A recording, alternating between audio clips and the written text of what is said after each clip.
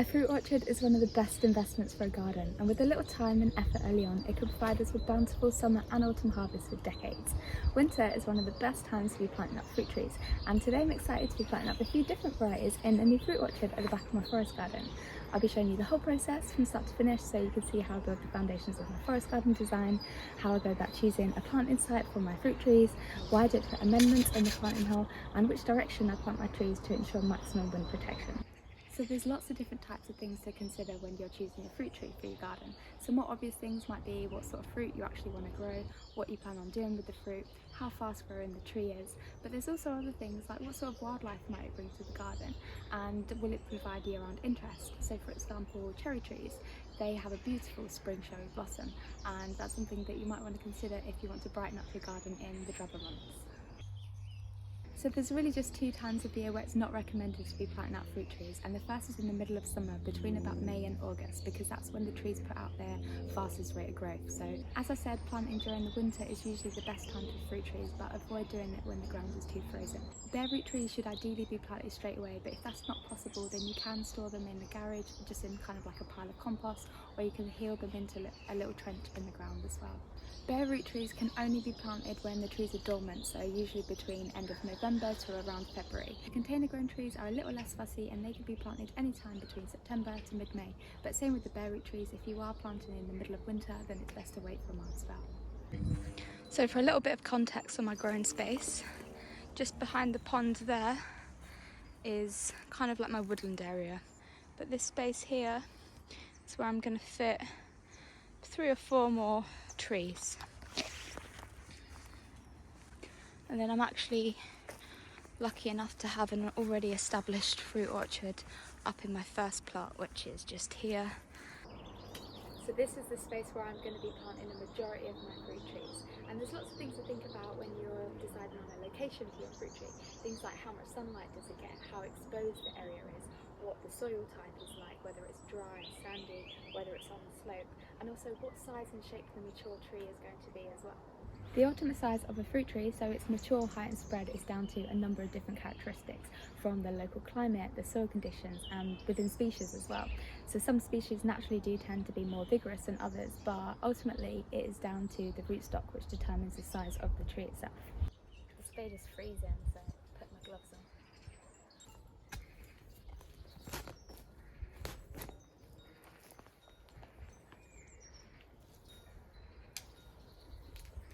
God, you should check out all this mycelium in this wood chip.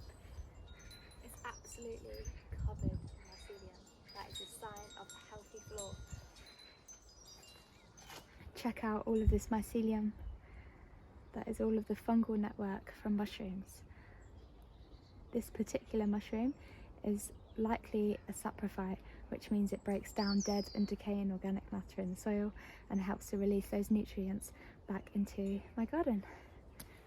Right, fruit tree anatomy. So a fruit tree consists of 2 parts. So you have the scion, which is the fruiting part above ground, and then you have the rootstock, which, as the name suggests, is the root part of the tree. And you're probably thinking, isn't that just one thing? But actually most fruit trees are grafted, which means that growers take the best, most productive roots of one tree and then splice and cut and graft on the best, most delicious or sweetest fruits of another tree. The end result is usually a really hardy, disease-resistant plant that produces the sweetest and most delicious fruits.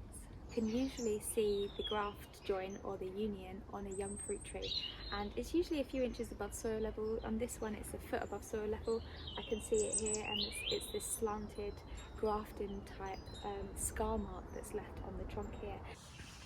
So you can see on this trunk here the whip and tongue grafting method that they've used, and you kind of splice it into a little shape like that and wedge the 2 trees in between each other, and it's just an alternative way of doing the splicing, which is usually just a straight diagonal cut and a tape together.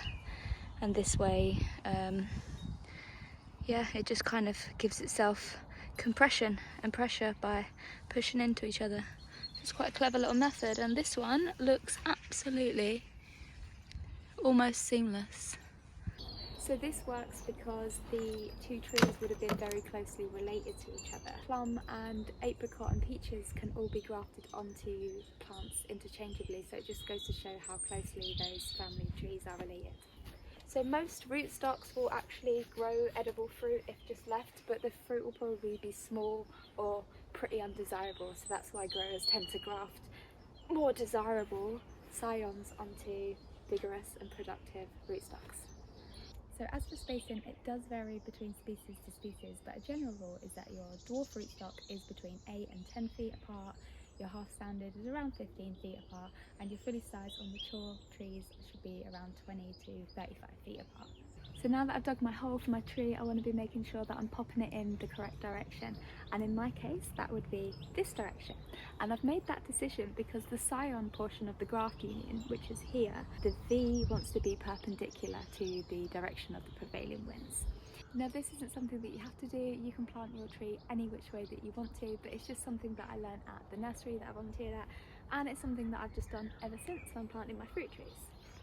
So now I'm going to be backfilling this and popping in my stake.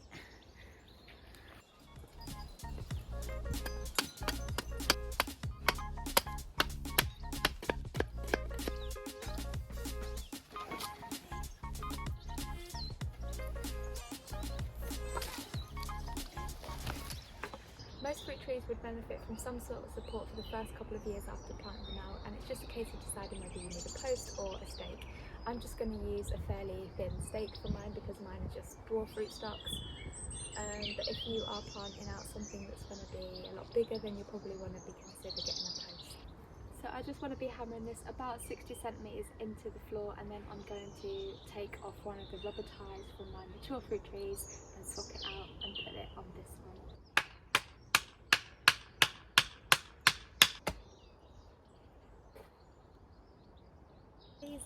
I don't even think I'm going to be able to get these off. Oh yeah, I might. So these are some really old rubber band tie things for fruit trees, and this is my plum tree that no longer, well, it hasn't even got a stake to support it, it's just got a fancy little rubber band. So I'm going to be using this to tie around my fruit tree. The last thing to do now is just to stake my little tree. Just put this rubber tie on really loosely, and that'll just provide a little bit of support if it does get really windy. This is a pretty shaded spot anyway, to be fair, or a pretty well protected spot from the wind, I should say. So I think it'll be fine, but it's just for that little bit of extra protection.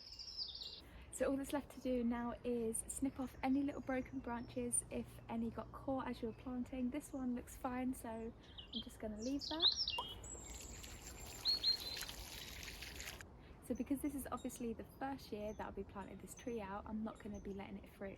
So I will let it bloom in springtime, but then I'll be picking off all of those flowers and using it for some sort of syrup or cordial or something, and just letting the plant rest and put all of its energy into the roots rather into the production of the fruit. And that will just really benefit me in the long run because it just means that I've got a really great root system on this tree. I've got quite a few new apple trees to get out, and I've never grown red apples before, only the green ones, so it's nice to be able to grow different varieties on the plot now that I've got the space.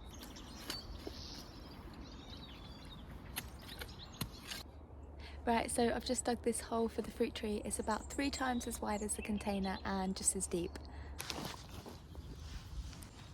It's a good idea to kind of gently tease the roots from the sides of the pot just to encourage them to explore a little bit more, just because they've been in this square shaped pot for a couple of years. Do it very gently so you don't disturb it too much.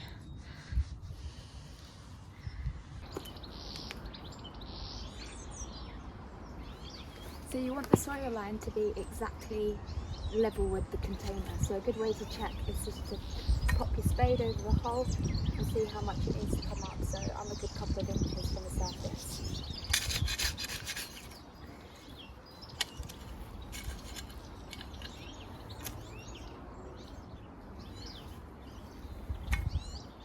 Yep, that's about right. So there's kind of like an old wives' tale about planting round containers in square holes. So the theory goes that if you plant a round container plant into a round hole, it will think that you're just putting it in a bigger pot, so it won't ever kind of reach the corners and spread out. So if you plant a round container in a square pot, then it kind of reaches into all of the corners and explores the soil a bit more. I've got a square pot, so I don't think it really applies to me, but it's quite interesting. I love all these kind of old wives' tales and old farmers' almanac kind of stories and methods to growing and gardening. I think it's really interesting. Makes the whole gardening process a bit more magical, I think.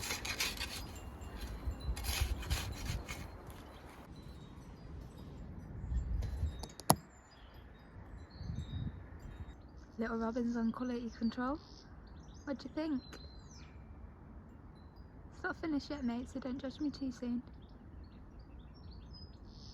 You'll have another little perch soon. I haven't added any amendments to the planting hole itself, and the reason is I don't want to create a really artificially nutrient dense environment for the root mass, because I want it to go off in search of nutrients across the forest garden floor all by itself. So I don't want to create some sort of environment where it's going to be less inclined to kind of leave. If you have got really quite nutrient poor soil, or you're growing on ex-building land or something like that, then it is advisable to add some compost or manure or some sort of fertiliser into the planting hole when you are planting out. My flora is really quite healthy anyway. I use lots and lots of organic matter, lots of wood chip that's constantly breaking down and feeding the forest garden floor. So yeah, I don't tend to have to add very many amendments anyway. I'm going to get my stake, drive it in at a bit of an angle and get this watered.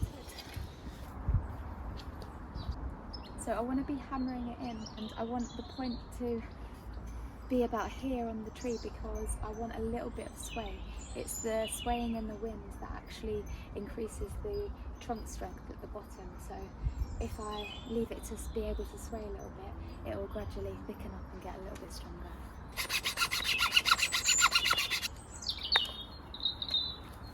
I think that'll be about fine.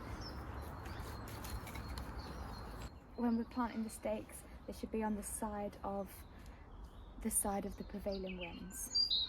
And the reason this goes at a 45-degree angle is because I want to be missing the root ball and it going straight down into the ground rather than damaging the root ball.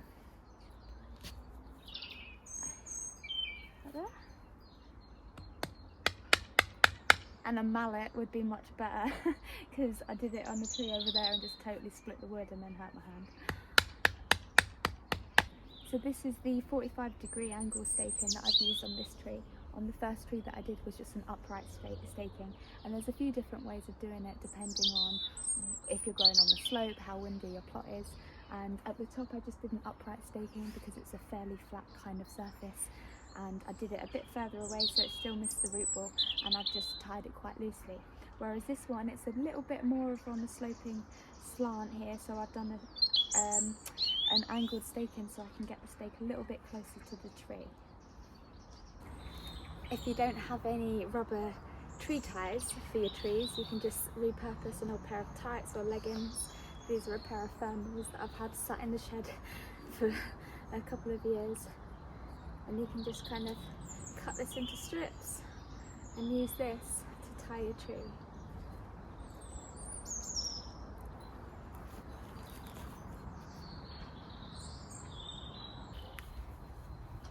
And it's best not to use wire or string or anything like that because that can cut into the trunk of the tree. So something soft like a piece of fabric or those rubber ties that you can loosen easily are perfect. And the best thing about this as well is you can tuck a little piece of fabric in between the tree and the stake, and that just reduces any further friction.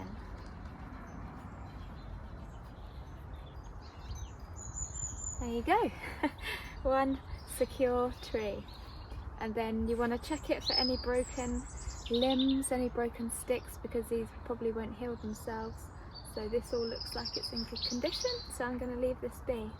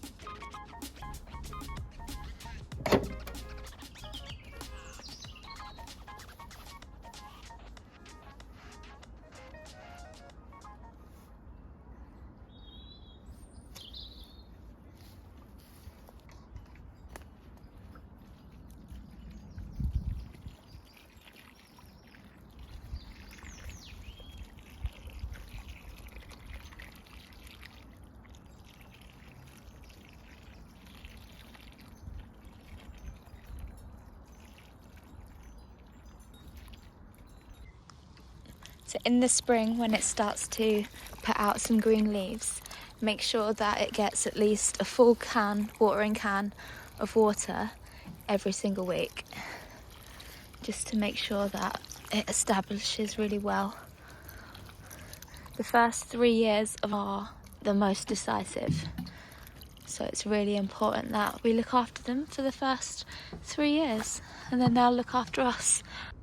So I've given it a really good layer of mulch, and I won't be planting anything at the base of this tree for a couple of years until it establishes, and then once it's all settled in, then I can plant up my tree guilds. I hope you're happy here, tree. That's my rhubarb over there that I've been forcing. I need to pop the water butt back on that, not water butt, what is it, composter. I need to chuck the composter back on top of that before I go home. It was getting in the way as I was planting, but yeah, I want to make sure that that's covered so I get some nice long pink stems this spring. I've never forced my rhubarb before, so I'm really looking forward to it. Apparently it's a lot sweeter than just Reg's rhubarb, so we shall see.